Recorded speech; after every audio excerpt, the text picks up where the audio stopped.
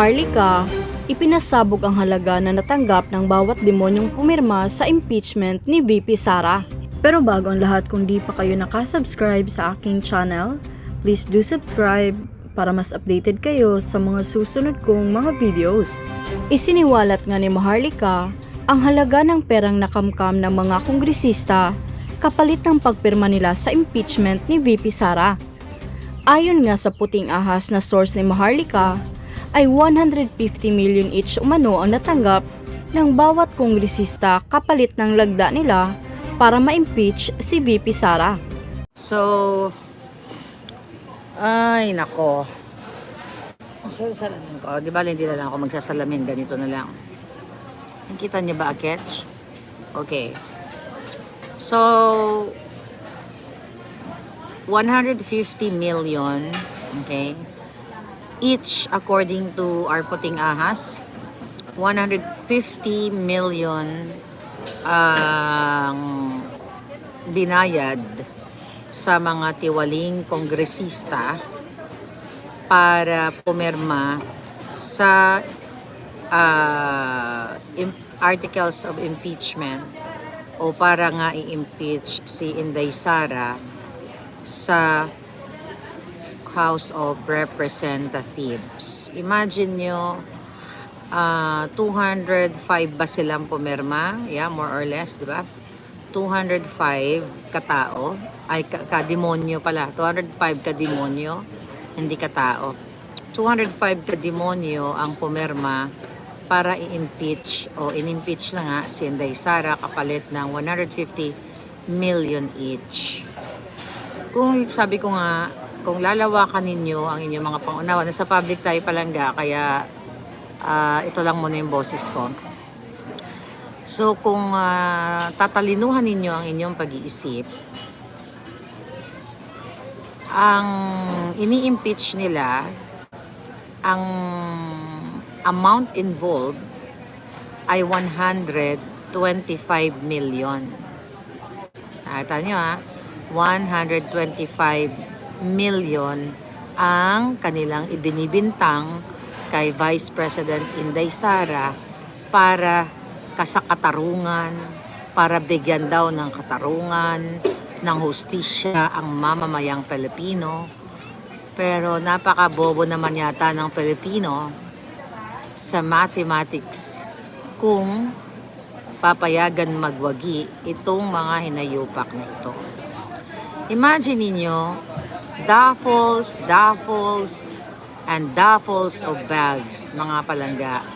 According to our puting ahas, to our source, at nagkalat naman na yan lang ngayon sa social media, ang pinamigay, cold cash, galing sa kaban ng bayan.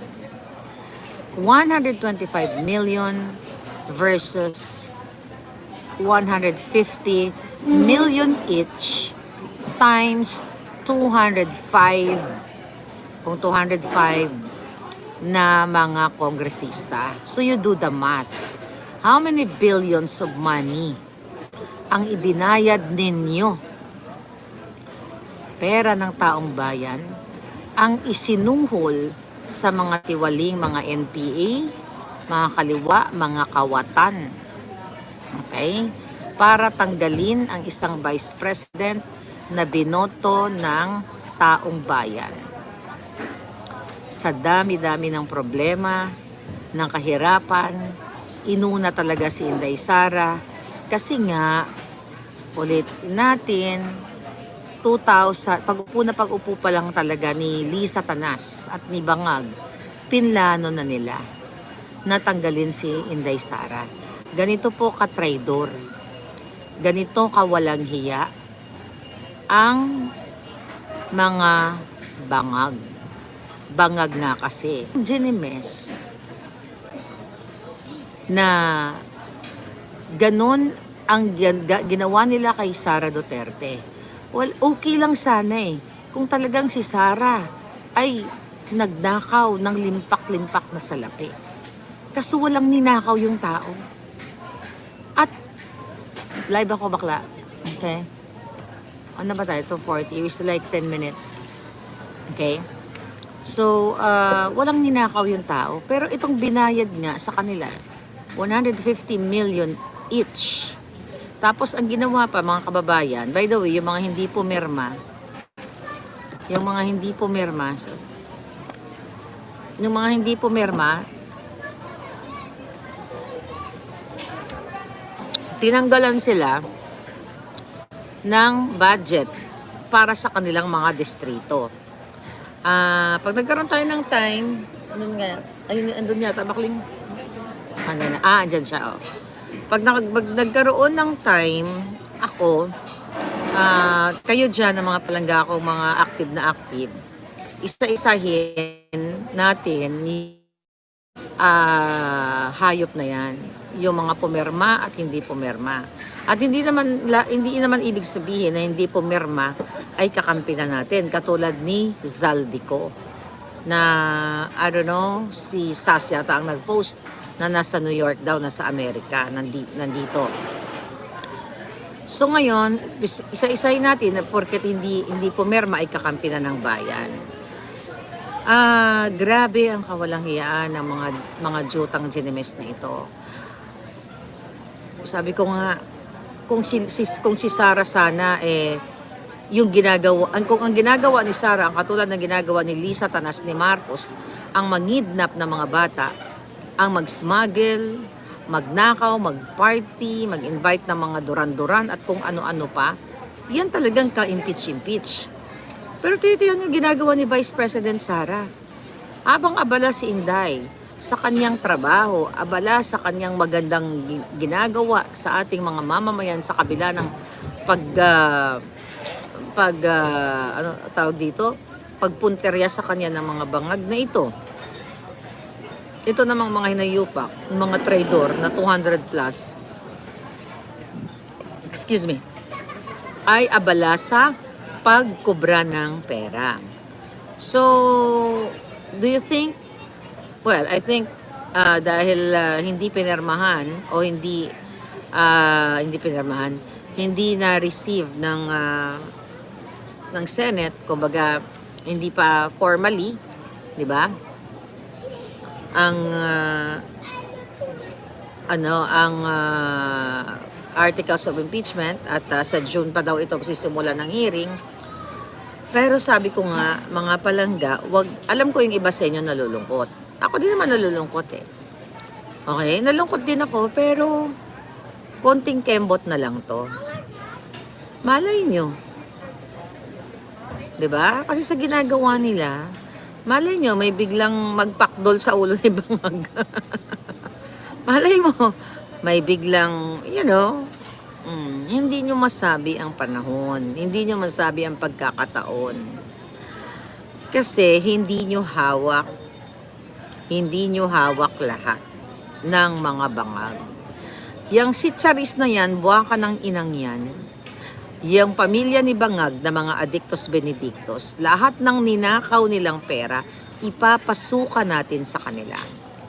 Hanggang sa lumuwa na ang kanilang mga kalimutaw. Okay? Ipapaluwa natin sa mga jutang Ginemes na yan ang ginagawa nilang pambababoy sa Pilipino. Dahil ang pambababoy nila kay Sara Duterte ay pambababoy sa lahat ng Pilipino. Dahil sa panahon ngayon, walang matinong proyekto si Bangag. Pinagkakaabalahan ang pagpopolitika, paggigipit, paghihiganti na hindi naman dapat higantihan ang mga Duterte. Dahil wala namang kasalanan ang mga Duterte sa mga Marcos. Sa halip, may utang na loob pa nga ang mga Marcos nung ipinalibing ang tatay ni Bangag. May utang na loob ang mga Bangag sa mga Duterte nung nakipagtandem si Inday Sara. Walang ginawang masama ang mga Duterte sa mga demonyong ito. Kaya talagang hahagupitin sila. Hahagupitin sila ng karma. Kang gaba, dili gyud magsaba. So, abangan ninyo. Dahil pag ang tao ay gumalaw ng bonggang-bongga, baka mag-utod-utod na ang ila mga You know what I mean? Baka magurgur na sila ng tuluyan sa kanilang ini-enjoy na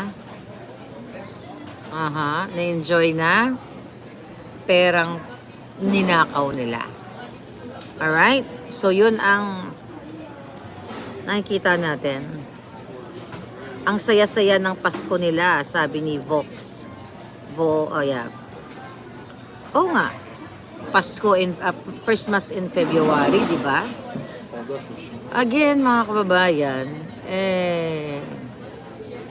tignan natin kung saan kung saan sila pupulutin. Pero, sabi nga nila, okay, sa mga gantong klaseng unos, laging may kapalit, okay, na tagumpay. Malay nyo, makita natin ang bituing sobrang ningning. O mga estrella sa langit na kumukuti-kutita. Diba? Dahil papasan ba't mananaig. Mananaig ang boses ng bayan. Mananaig ang katotohanan. Malacanang tayo magwelga, sabi ni Abigail. Correct. Ang nakikita ko sa aking panaginip, naalala yung panaginip ko? Bakla naalala mo yung panaginip ko?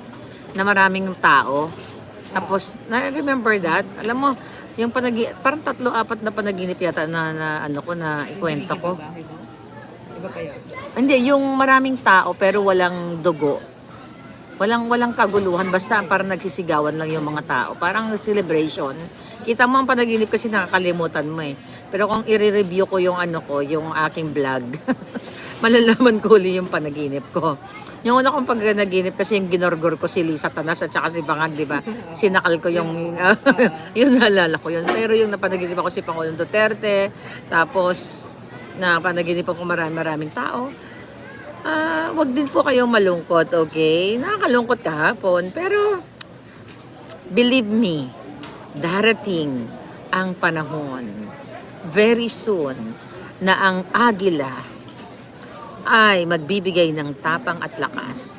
Aawit ang mga ibon at tayo, nasa atin ang huling halakhak, ika nga. Lahat po ng nangyayaring ito kailangan mangyari. Naniniwala ka ba doon? Itong nangyayari ngayon, kailangan ito mangyari para mas lalong mag-alab ang damdamin at puso ninyo. Kasi kung walang magti-trigger, di ba? Sa lahat naman ng ng let's say for example, ilan tulad natin kasi nasa labas tayo, hindi ako makapagsigaw ng malakas. I still have 5 minutes. Kasi sa buhay ng tao, kapag sobrang naghihirap ka ngayon, nagsusumikap ka, double job ka, or pagod na pagod ka, at hirap na hirap ka, ang dami mong problema, mga eksena sa buhay, hindi ka naman forever naghihirap eh. 'Di ba? Kasi bukas, isa ka ng bonggang-bongga, isa ka ng matagumpay, isa ka ng tanyag na mga awit. No, what I'm trying to say is, mga palangga, hindi ito forever. Itong nangyayari nilang panggigipit, yung ginagawa nilang panghaharas sa ating lahat, kay Inday Sara, hindi ito magtatagal. At doon sa mga nabigyan ng 150 million each para i-impeach Inday Sara, asahan ninyo, may lalabas at lalabas dyan na kung hindi picture or video, meron yan. Yan ang hihintayin natin. At marami pang mga, February, March, April, May, 3 months. Marami pang malaking pagbabago.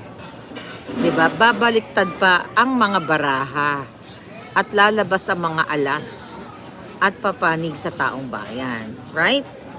So, kailangan nyo lang tibayan ang inyong dibdib. Huwag kayo masyado magpakalungkot. Pero enjoy nyo lang ang life ninyo sa pakikipaglaban sa social media. Huwag nyong tigilan ang mga bangag. Post lang ng post, share lang ng share, comment lang ng comment, iparamdam nyo sa kanila na nasa atin ang majority boses ng katotohanan. Kasi ginigorgor tayo isa-isa, di ba? Physically, literally, ginugurgor tayo. Like yung 37 vloggers, di ba, na mga kakampi natin. Actually, meron kaming group chat. Lahat kami mga vloggers. So, ina-update namin yung isa't isa. So, yun. At nagkaroon ng unity talaga. Kung meron man mga hindi, may mga eklabush in the past. But with what's going on right now, yung lahat ng pang-aapi na ginawa sa atin, ginawa sa taong bayan, ginawa sa mga Duterte, ay nagkaroon ng unity, tunay na unity somehow. So, ayun. Yeah, I have to go mga palangga. See you in after 15 hours. Yeah, maybe see you after 15 hours because I have to go. We have to go, all right?